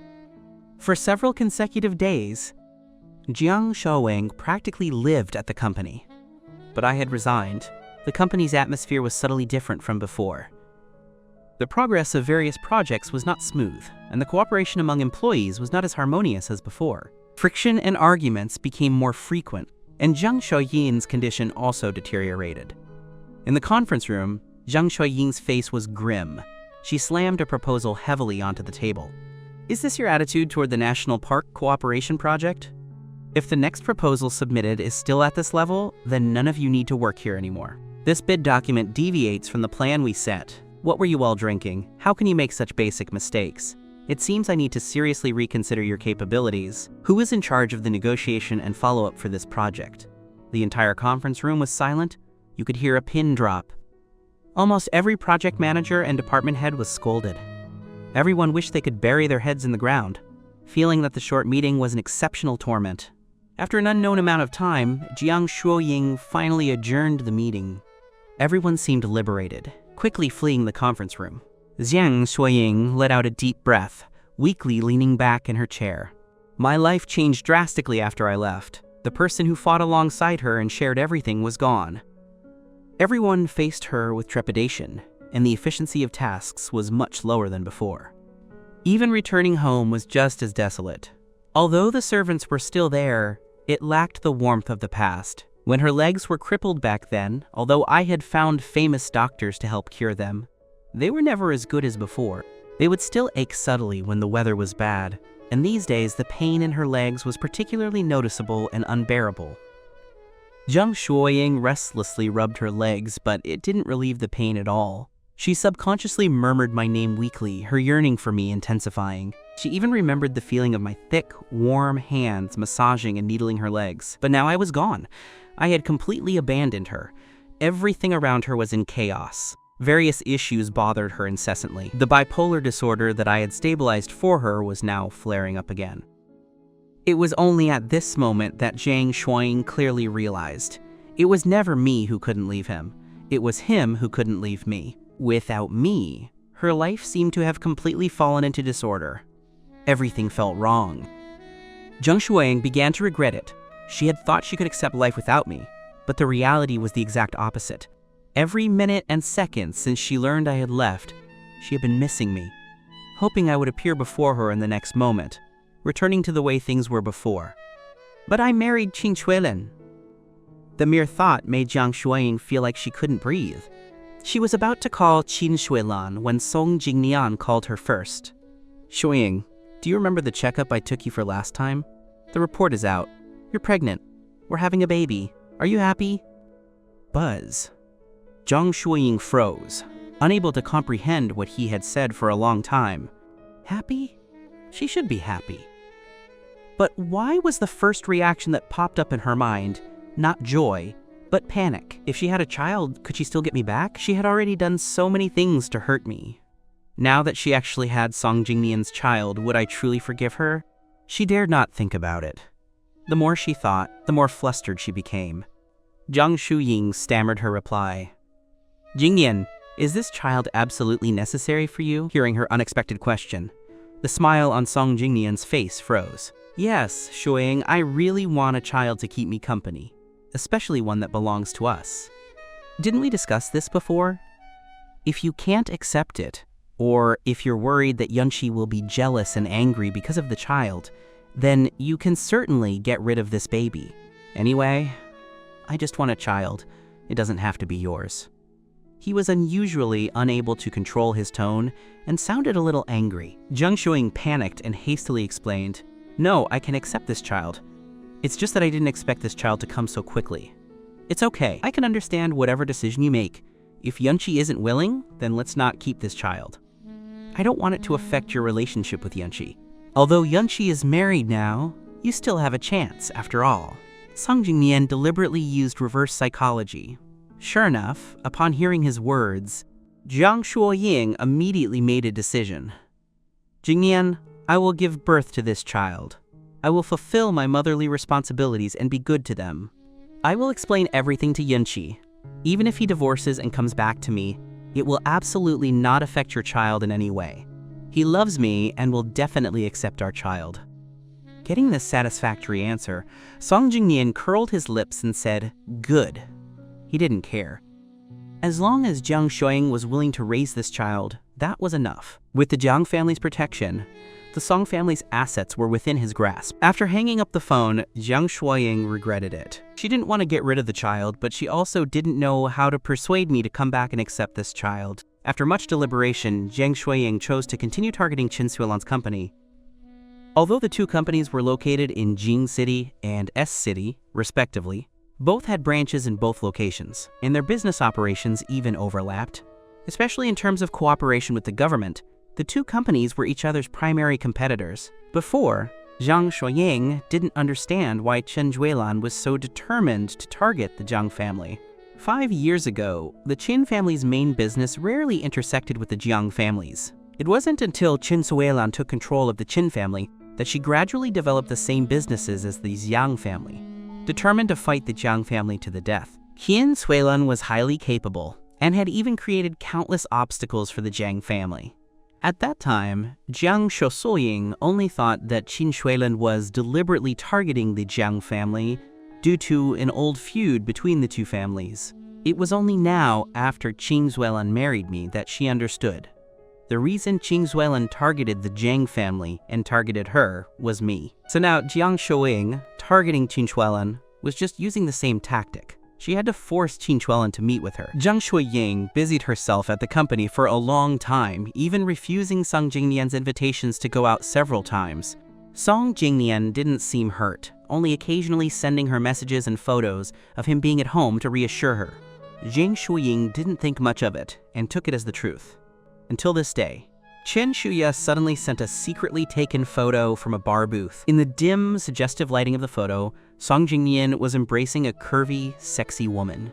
The two were locked in a passionate kiss, completely wrapped up in each other. Song Jingnian's hands were restlessly reaching under the woman's clothes. Jang Shuying, as your former best friend, this is my final warning. Song Jingnian is a piece of trash. Even if you are pregnant with his child, he will still hook up with other women. The moment you have another accident and lose your utility, he will ruthlessly abandon you again and be with another woman, and he might even kick you while you're down. If you insist on continuing to be obsessed with Song Jingnian, I see no reason for us to remain friends. Chen Shu's every word carried the frustration of, quote, hating iron for not becoming steel. Jang Shuying looked at the photo over and over again, her eyes wide and red, practically bulging. She was pregnant with his child, so why was he still hooking up with other women? Hadn't she been good enough to him all these days? She had put aside all past grievances and sacrificed so much for him, so why did he still hurt her heart like this? A monstrous fury instantly surged into her heart. Jang Shuying angrily typed out a few words. Send me the location. I'm coming now. After Chen Shuya sent the location, Jang Shuying rushed over at the fastest speed. Outside the booth, Jang Shuying radiated an icy coldness that cut to the bone. Chen Shuya wisely stepped back a few paces, not wanting to be caught in the crossfire. Inside the booth, the two continued kissing, completely oblivious to the world, their intimacy deepening. Song Jingnian skillfully responded to the entanglement, his hands lingering on the woman's chest. "Is it okay?" Song Jingnian's fingers gradually explored under her skirt, poised for action. If she said yes, he would immediately strip off all her clothes and consummate their encounter. "Of course, baby. I'm yours. I heard that woman is pregnant with your child. Baby, you won't abandon me, will you?" Song Jingnian squeezed her waist, spreading her legs. "Of course not. But I only need Jang Shuying to give birth to my child. That way, the Song family's assets can only be mine. Not only that, but I want the Jiang family's too." His eyes were filled with ruthlessness. Xiao Yunqi was too stupid. He only knew how to fawn on Jang Shuying foolishly and sacrifice so much for nothing. He deserved it. Whether he returns to Jang Shuying or not, with the child in Jang Shuying's belly, everything in the Jiang family will naturally be mine. "Xia Yunyan, did you prepare the medicine I asked for?" Song Jingnian's voice lowered. "Don't delay my plan. I need to use it on Jang Shuying after the child is born." Xie Yunyan hesitantly pulled out a small bottle, which Song Jingnian immediately snatched away. Seeing him inspect the instructions with a satisfied look, Xie Yunyan spoke with a hint of concern. "Are you really sure you want Jang Shuying to take this medicine? This drug is extremely damaging to a person's body, and it's irreversible. Aren't you afraid she'll hate you if she finds out?" Xia Yanyan was a doctor Song Jingnian had met abroad who had returned to the country with him. This medicine was not easy to obtain, and she had gone to great lengths to acquire it. She was naturally worried about the exposure and the fallout involving her. Song Jingnian just smiled nonchalantly. "No one can stop me from what I've decided. I will definitely give her the medicine after the child is born. Don't worry, even if she knows. She loves me so much that she won't care. She loves me enough to unconditionally dedicate everything to me. It's just a slight health issue, the inability to have more children. I'm with her, and we have a child together. She won't mind that I had a child with Xiao Yunqi. What more could she be dissatisfied with?" He chuckled intimately, completely dismissing Jang Shuying's deep affection. For him, deep affection was the most useless and yet the most useful thing. He could use Jang Shuying's deep affection to achieve many things. Song Jingnian happily pocketed the medicine. His plan was completely formed, waiting only for the time to execute it. After putting the medicine away, he noticed the panic on Xia Yunyan's face. "Don't worry, Yunyan, I won't do this to you. Once my plan succeeds, it will benefit both of us. Jang Shuying loves me, so she won't investigate. Relax." Xia Yunyan nodded with a bitter smile. "I hope so." The two embraced tenderly. Jang Shuying stood outside the door and heard everything. She felt like she had fallen into an ice cellar, chilled to the extreme. The harsh words she had previously spoken to me were now being repaid to her in some form. It was only when she personally experienced these hurtful words that she truly understood the pain I felt when I knew everything. A large opening seemed to rip open in her chest, letting cold wind rush in. Her heart was a bloody mess, aching intensely. The feeling of being heartbroken and desperate was unbearable. Jang Shuying's eyes cleared, and a fierce determination crept onto her delicate face. Bang! She violently shoved the door open and slapped Xia Yanyan across the face, pushing her away. Then, with red eyes, she clamped her hands tightly around Song Jingnian's neck. "Song Jingnian, you truly have nerve. You were banking on the fact that I love you and wouldn't do anything to you, right?" The oxygen in his lungs grew scarce. Song Jingnian's face turned red and then purple. He frantically clawed at Jang Shuying's hands, struggling desperately and choking. "Let me go, please!" His voice was hoarse, raspy, and unpleasant, like a broken bellows. Jang Shuying, however, showed no sign of wavering, her eyes filled with boundless hatred. "Song Jingnian, I truly hate you to death. I sacrificed so much for you. The fact that you only saw it as boastful conversation fodder, I endured it. You crippled my legs and abandoned me when I lost my utility. I endured that too.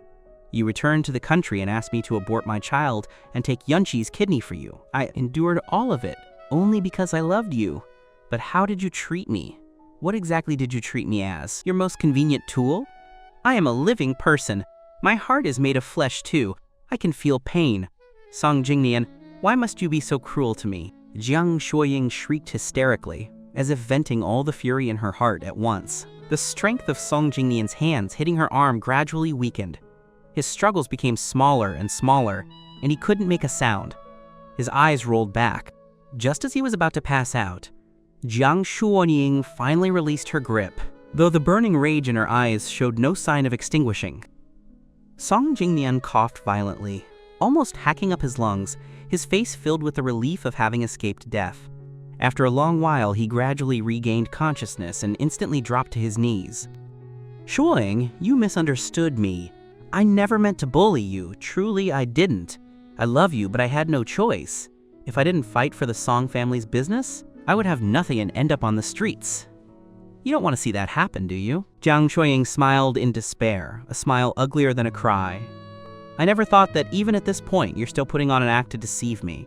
You claim to love me, yet while sleeping with me to have a child, you're also sleeping with other women. What, one child isn't enough for you? Or is this your inherent promiscuity? You say you have no choice, but you could have told me you wanted the Song family's assets. I would have helped you fight for them. But why are you so greedy? You want the Jang family's assets too, and you want to drug me with abortive medicine. If you had simply agreed to marry me, both the Song and Jang families would have been yours. What could you possibly not have? Why did you have to trample on my feelings for you like this? Jang Shuying's every word was a heartbroken, fierce question. Song Jingnian's face was pale, full of difficulty, and his lips trembled for a long time before he managed to say a word. It's not the same. These two things are not the same. He didn't want to elaborate on how they were different. Jang Shuying's eyes were filled with disappointment, and her voice was as cold as ice. You can't say it, so let me say it for you. You think that marrying me wouldn't give you complete control over the Song and Jang families. You want the power and wealth to be firmly in your hands alone. Song Jingnian, you're so greedy, but you really need to take a good look at yourself. Do you really have the ability to control everything? What can you do besides tricking me and these sleazy women? You can't compare to Yunchi. Seeing that her words exposed his true thoughts, Song Jingnian stopped pretending to be pitiful and retorted angrily, how can Xiao Yunqi compare to me? We started at the same place, and he still couldn't win. He tried for so many years and never won your heart, but I easily held you firmly in my grasp. Isn't that enough? I can trick and coax more women into obeying me. Isn't that a skill? He smiled carelessly, his eyes full of malice. Jang Shuying, I know you love me. We have a child now, so stop making a scene. You want me to break up with those women, right? I'll do it. I'll marry you. And we, a family of 3, will live happily. Forget everything that happened before today. Can we start over? He waited confidently for Jang Shuying's affirmative answer. However, this time, she was only met with cold indifference. Song Jingnian, I truly regret ever loving you and losing Yunqi. The only reason you could deceive me all this time was because I loved you. Otherwise, your clumsy tactics wouldn't have been enough to fool me. But starting today, I don't love you anymore. I'm letting you go. Jang Shuying's voice was calm, without any fluctuation, as if she was talking about something unrelated to herself. However, her heart was not as calm as her expression. Letting go of a terrible person she had loved for over a decade felt like brutally carving out a piece of rotting, festering flesh from her chest. The pain nearly made her lose consciousness, but she couldn't. She still had things to take care of. Jang Shuying bit her tongue hard. The taste of blood quickly spread in her mouth. The pain brought her back to clarity. That unwanted child of Song Jingnian, let's abort him. I don't want him to continue existing in this world. Having said that, she turned to leave with a detached expression, but was grabbed from behind by Song Jingnian. Shuying, I was wrong. I truly know I was wrong. Please forgive me, okay? You've forgiven me so many times before.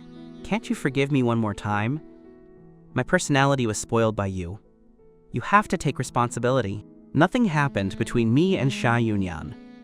Please believe me, okay? Even if you don't believe me, give me a chance. I promise I'll be a good father. He desperately gripped her waist, his voice extremely fragile, but no sympathy could rise in her heart anymore. Jang Shuying was completely cold. She forcefully peeled away Song Jingnian's fingers one by one, not caring that she was hurting his hand. The matter of the abortion is not negotiable. I am informing you. I never gave you a chance to refuse. This child must not be kept. From now on, who you choose to have children with has nothing to do with me. The chilling words struck Song Jingyan's heart. This time, he was truly afraid. Don't abort my child, he pleaded hysterically, kneeling and hugging Jang Shuying's legs. However, a few of the Jiang family bodyguards expressionlessly restrained him.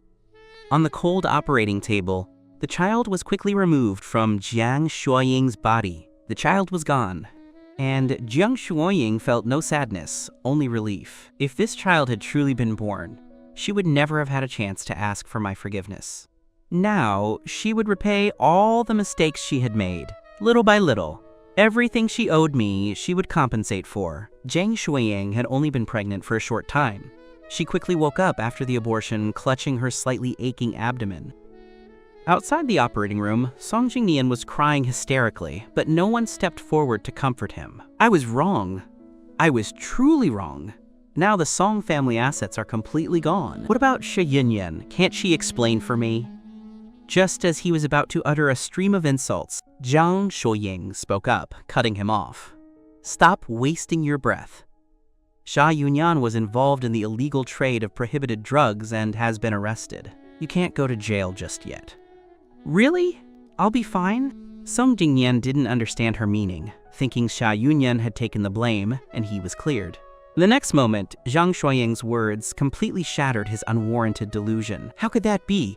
You still haven't repaid what you owe Yunqi. How can you go to jail now? Chen Shuya, please arrange the surgery a few days from now, after Song Jingyan's body has somewhat recovered, to remove the kidney that doesn't belong to him. Things that don't belong to him should naturally be returned to the rightful owner. Hearing this extremely dangerous statement, Chen Shuya was stunned for a long time. Jang Shuying, are you crazy? The removed kidney cannot be reimplanted. Furthermore, without that kidney, Song Jingyan's body will die. Do you really want to force him to death? Song Jingyan also panicked, quickly begging Jang Shuying in a low voice. I know I was wrong. I can apologize to Yunqi and give him money. Please don't take my kidney, okay? I don't want to die. I really don't want to die. As he spoke, he flinched and retreated on the hospital bed, wishing he could disappear into the wall. Impossible. Yunqi's kidney never belonged to Song Jingyan. Even if it can't be reimplanted, it should be returned to Yunqi for him to deal with. There is no room for discussion on this matter. Jang Shuying's expression was dark, leaving no room for defiance. Chen Shuya was temporarily speechless. She hadn't expected Jang Shuying to be so ruthless when she stopped loving someone. However, she couldn't change Jang Shuying's mind. After a long sigh, Chen Shuya finally said, All right, I'll arrange the checkup as soon as possible. What should be done with Song Jingyan after the surgery? Jang Shuying replied dismissively. Temporarily put him on an artificial kidney to keep him alive. After he apologizes to Yunqi, leave him to his own devices. Having said that, she left the hospital without hesitation, no longer caring about anything related to Song Jingyan. From now on, everything about Song Jingyan would be unrelated to her. Letting go of this relationship didn't seem as difficult as she had imagined. Only her heart still ached subtly, constantly reminding her of the pain she had suffered. Jang Shuying tightly pressed her hand to her chest, breathing with difficulty. But this pain was far less than what she had inflicted on me. After all, she had personally aborted the child. She was the one who poured away the milk I was supposed to drink while I was drugged during the kidney removal. Even during the kidnapping, she was the one who pushed me into danger. She had hurt me too many times. I truly know I was wrong, and I truly regret it. How can I get Yunqi to forgive me? Unknowingly, Jang Shuying walked to the international high school she once attended. The gatekeeper recognized her immediately and greeted her with a chuckle. Miss Jang? Oh no, I should call you President Jang now. I never expected to see you in person again. You haven't been back to your alma mater in a long time. Back then, you were the talk of the school, along with classmate Yunqi. They called you the Twin Stars of Jing City International. Now the legends about you are still circulating in the school. It's quite a coincidence. Classmate Yunqi also visited the school a while ago, saying he was visiting teachers. Are you here for the same reason today? Jang Shuying was greatly surprised. Her pupils constricted, and she quickly grabbed the gatekeeper's rough hand. Yunqi also came here before? Where did he go? Do you remember? I want to visit the places he went." The gatekeeper was startled by her action. He looked at her several times to make sure he hadn't mistaken her for someone else before cautiously answering. After visiting the teachers that day, classmate Yunchi went to the small woods where you two did voluntary labor for tree planting day. I don't know exactly what he did, perhaps you can find out if you go take a look. Thank you. After receiving the precise answer, Jang Shuying hurried to the small woods following her memory. Every tree here had an owner. A tag hung on the trunk, listing the year, class, and student who planted it. She searched through many trees and finally found the one with her name on it. The scratches on the trunk were glaringly obvious, clearly made not long ago. Jang Shuying racked her brain for a long time before she could faintly recall a related memory. In high school, she, me, and Song Jingnian were all popular figures at school. The three of us grew up as childhood friends, but her eyes only saw Song Jingnian. Therefore, she didn't care about anything related to me. On tree planting day, her friends discovered the tree that read, "I like Jang Shuying," and jokingly told her she was lucky to have both her childhood sweethearts circling around her. At the time, she only coldly said that she didn't need unimportant people circling her. I was the person she considered unimportant.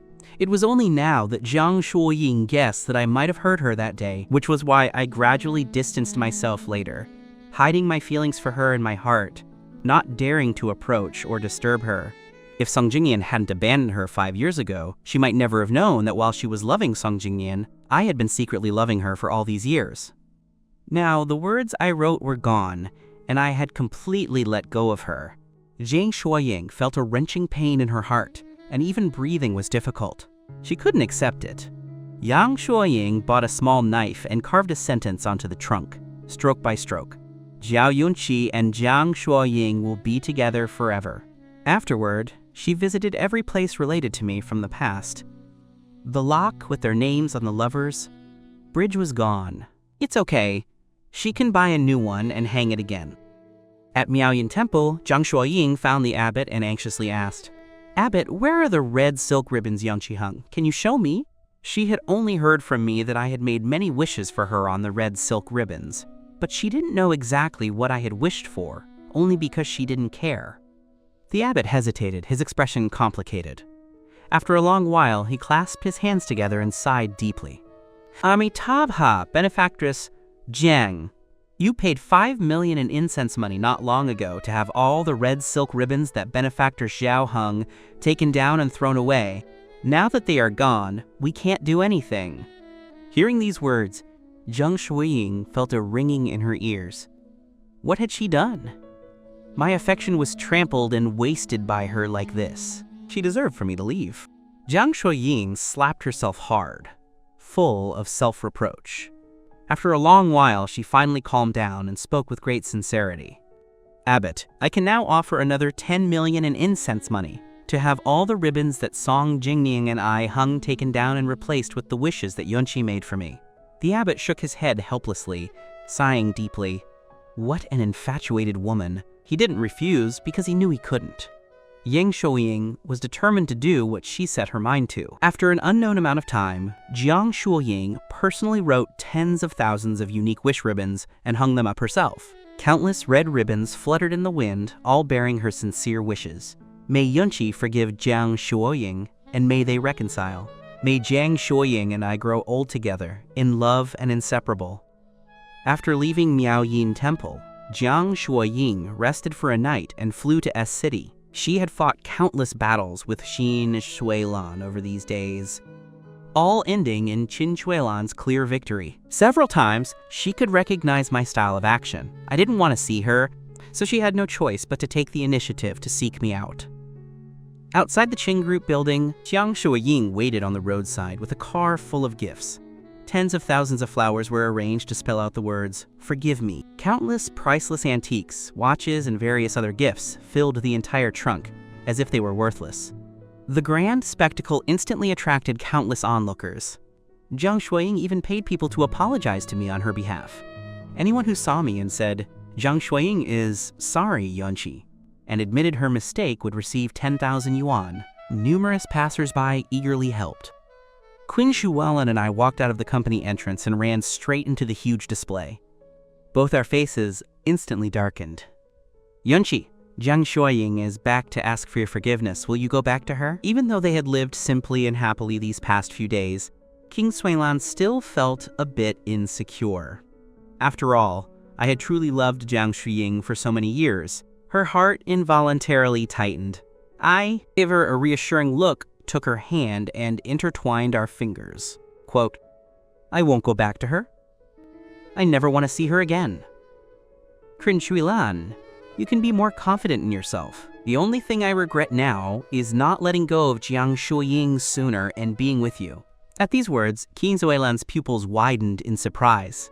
Seeing her reaction, I chuckled, leaning down to kiss her on the lips. Qin Shuilan, I stopped loving her a long time ago.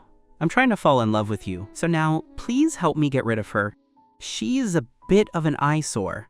Qin Shuilan subconsciously licked her lips, her finger tracing the spot where I had kissed her. Her heart was incredibly joyful. I'll get rid of her and keep her from appearing in front of you. She then nudged me toward the company entrance.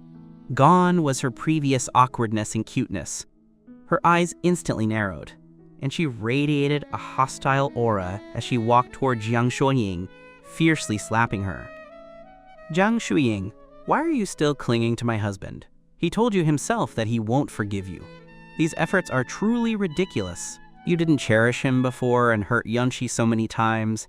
Now you're staging this show and asking people to morally blackmail him? Do you think he'll forgive you that way? Impossible. As she spoke, her movements grew faster, and a ruthless glint appeared in her eyes. She wanted to beat Jang Shuying to a pulp. Jang Shuying fought back with all her strength. Qin Shuilan, the person Yunchi truly loves is me. I've made mistakes and I'll apologize to him. Whatever he wants me to do, I'll do it. This has nothing to do with you. You're just a thief who took advantage of the situation to steal him. Don't think he'll fall in love with you. The two wrestled, striking each other with deadly force, leaving no room for mercy, and even verbally attacking each other's sore spots. Qin Shuilan sneered. Loves you?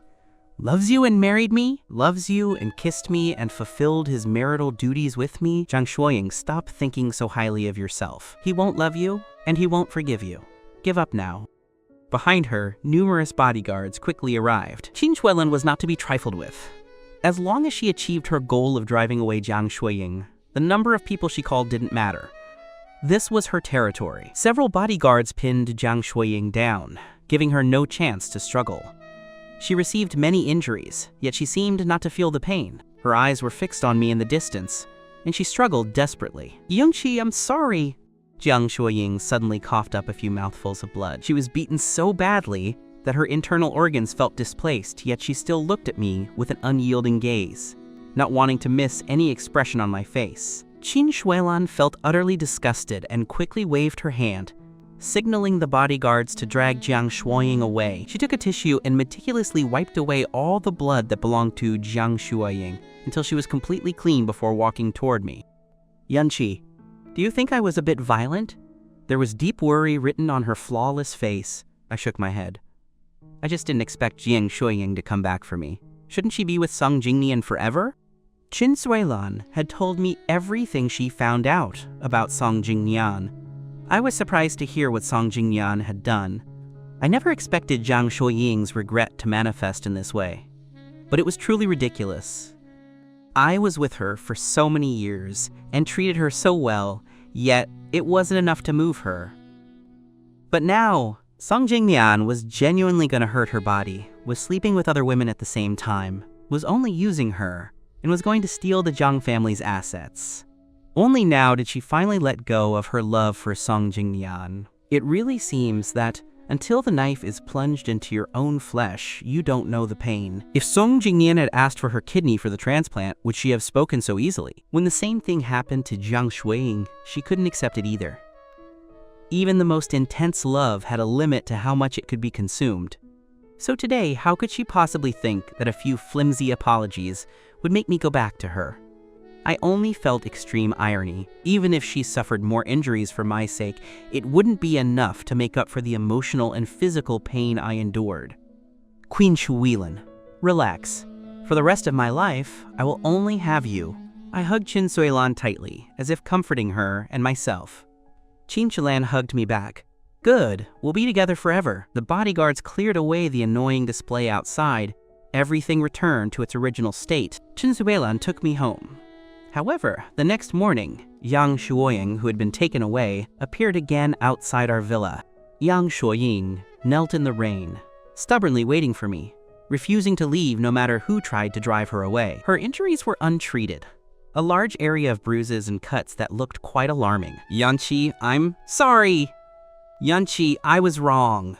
She repeated herself over and over, her voice hoarse yet showing no sign of stopping. The heavy rain relentlessly lashed her body. The old wounds on her legs faintly ached. Her face gradually began to turn pale and bloodless. Her body swayed a few times, as if she was about to faint. I showed no sign of sympathy, only watching the scene as if enjoying a drama unrelated to me. How ridiculous. She's resorting to the pity tactic. Does she think I'll feel sorry for her? Her body is hers. Even if she dies, it has nothing to do with me. I slowly withdrew my gaze, leaned closer to see what Chen Shuelan was cooking, and helped her out. The two of us got along harmoniously, occasionally joking, hugging, and beaming with bright smiles. During the meal, we exchanged food in a very loving manner. Jang Shuying looked at the scene, her heart writhing in pain.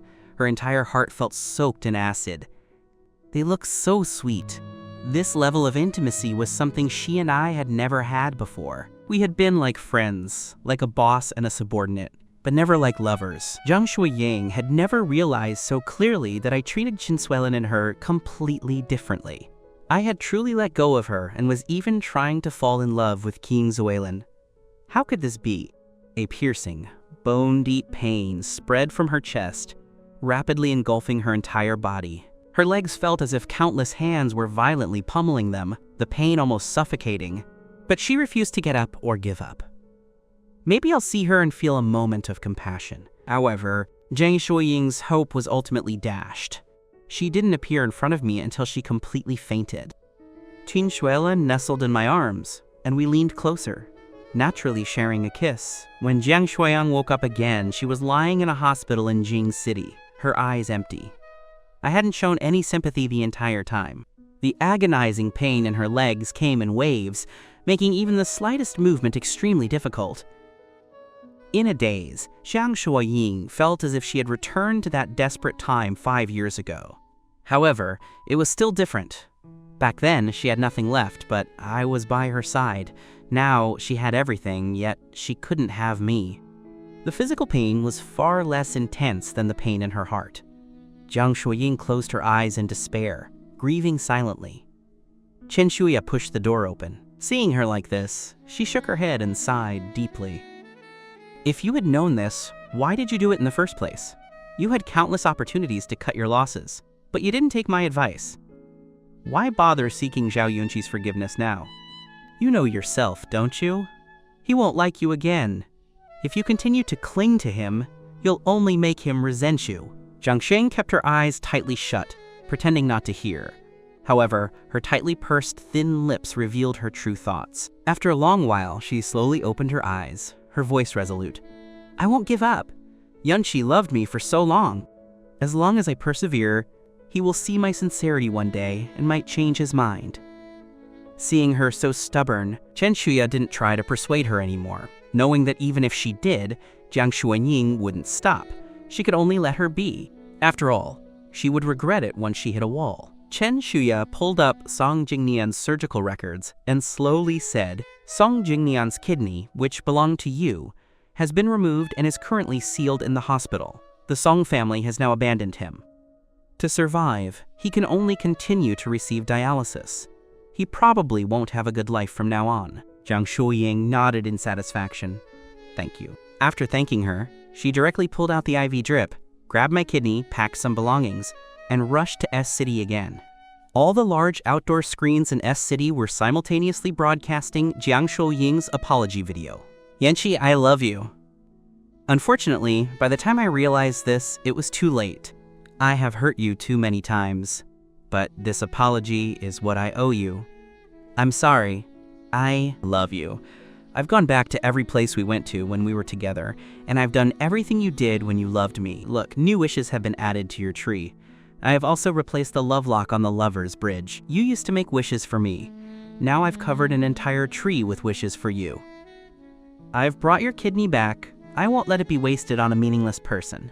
If you hate me for aborting our child, you can hit me, curse me, or torment me. I'm willing to atone for our baby. I'm begging you, come back to me. In the video, the once proud and noble woman bowed deeply, holding the wedding ring in one hand and a box containing a kidney in the other. Seeing this scene, I didn't feel a hint of emotion. Instead, I felt a mixture of ridicule and disgust. She didn't love me for so many years, and now, just because she saw Song Jingnian's true colors, she realized her love for me. Her love is truly cheap and casual. The disgust in Chin Suilan's eyes was almost overflowing. Yunqi, your kidney shouldn't be in her hands. She's defiling your organ. I agree, so we have no choice but to meet her, I replied, frowning in annoyance as I wiped the blood from my body. In the booth, Jang Shuying was pacing back and forth nervously. She looked at the box on the table, knowing her action was despicable, but she had no choice. Chin Suilan had protected me too well, not giving her a chance to meet me. She could only use this method to force us to see her. She knew it was wrong, and she would apologize. Jang Shuying's face was tense, her lips tightly pressed. Suddenly, the booth door opened, and Qing Suilan and I slowly walked in, both our faces equally cold. I'm sorry. Jang Shuying's apology was cut short. I quickly interrupted. I'm not here to listen to your apology. The harm has been done. No matter how much you apologize, you can't undo the damage you caused. I'm here only to take back my kidney. I will never forgive you. My voice was so calm, it held no emotion. The light in Jang Shuying's eyes slowly faded. She smiled bitterly. Yunqi, besides the kidney, do you really not want to see me? I hurt you. If you don't accept my apology, then hurt me back, okay? Here's a knife. Use it to stab me. I'm willing to die by your hand. At least it's better than continuing to live like a walking corpse. I can't live without you. As she spoke, she slowly approached me, holding the sharp utility knife. She placed the knife into my hand. Blood dripped down her hands, staining the floor, but she seemed not to feel the pain. She held my hand, guiding the knife toward her own body. Jang Shuying, are you crazy? I yelled, watching the scene in disbelief. The knife entered her abdomen, and blood gushed out, alarming and dangerous. I tried to let go of the knife, but Jang Shuying gripped my hand so tightly that I couldn't release it. Bang! Chin Suilan's eyes turned ruthless. She slapped Jang Shuying across the face and forcibly broke her finger to make her let go. Let go of him. He doesn't want you, can't you see? If you want to die, kill yourself, but don't die by Yunqi's hand and dirty it. With that, Chin Suilan held the knife and violently twisted it. The blood instantly gushed out even more fiercely. Seeing my panic, she looked calm and composed, reassuring me, relax, Jang Shuying will be fine. This injury will only cause some blood loss. It won't kill her. She's only trying to use this method to guilt you. Hearing Chin Suilan's words, I gradually calmed down. I looked at Jang Shuying coldly. Stop with the pathetic tactics, Jang Shuying. I won't forgive you. Besides, you don't even love me. You just can't get used to not having me by your side to meticulously serve you. The company has so many secretaries and assistants who can gradually adjust to your needs. You have servants and a steward at home. Even if your health is poor, you have so many talented doctors waiting to treat you. You don't need me. You'll get used to my absence eventually. You don't need me, and you don't love me. Wake up! Slap! I slapped Jang Shuying hard, trying to snap her out of it. She held the wound on her abdomen, laughing wildly yet with endless sorrow. I truly love you. Why don't you believe me? I'm in so much pain. Why can't you pity me like you used to? Can't we go back to the way we were? We couldn't live without each other before. I don't want the assistants, the servants, or the doctors. I only want you. Jang Shuying desperately reached out for me, but her voice grew fainter. Due to excessive blood loss and her body not having recovered, she finally couldn't hold on and completely fainted.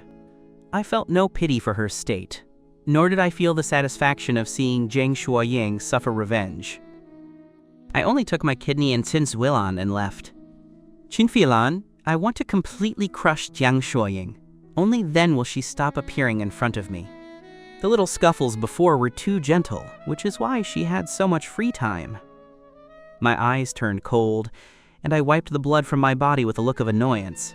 Chin Suilan nodded, looping her arm through mine. Her voice was gentle. I support whatever you want to do, as long as you don't go back to her. Ultimately, we didn't want to kill Jang Shuying, so we called for an ambulance on our way out. Jang Shuying had just woken up in the hospital when she received a call from her assistant. President Jiang, you must return to the company to handle matters as soon as possible. That illegitimate child was released by the Jiang family patriarch and is still trying to oppose you. The Qin group is also relentlessly suppressing the company. If you don't return soon, something serious might happen. Jang Shuying took a deep breath. All right, I'll return as soon as possible. After hanging up the phone, she was filled with despair. I would never pity her, no matter what. She had used every tactic, yet my eyes only held Qin Shuelan. Only if she defeats Qin Shuelan will Yunqi turn back to her. Jang Shuying held on to this impossible delusion, gritting her teeth and insisting on being discharged. For several months, she practically lived at the company, rarely going home. Her eyes were dark and bruised, bloodshot, and she looked utterly haggard. The company was plagued by internal and external troubles, and she was alone, making it too difficult. Before, I was there to fight alongside her and share the burden. Now, Jang Shuying only had a chance to see me during competitive bidding processes. I was incredibly successful. After partnering with Qin Suelan, the two of us worked seamlessly together, and the company was flourishing, completely unlike the stagnant Jiang group. Jang Shuying suffered several unsuccessful bids, made mistakes in decision-making, and numerous projects failed due to unexpected problems. It was as if Jang Shuying was afflicted by bad luck. Countless problems assaulted her, almost suffocating her. In her day-to-day busyness, she hadn't thought of me for a long time. It was only in her midnight dreams that the gut-wrenching pain lingered endlessly. During a business trip for a partnership negotiation, Jang Shuying was driving on a cross-river suspension bridge when her car suddenly malfunctioned. The speed rapidly increased, and she lost control. With a loud thud, Jang Shuying's car crashed into the guardrail. A piercing pain shot through her legs, and they instantly lost sensation. Her head also hit something, bleeding profusely.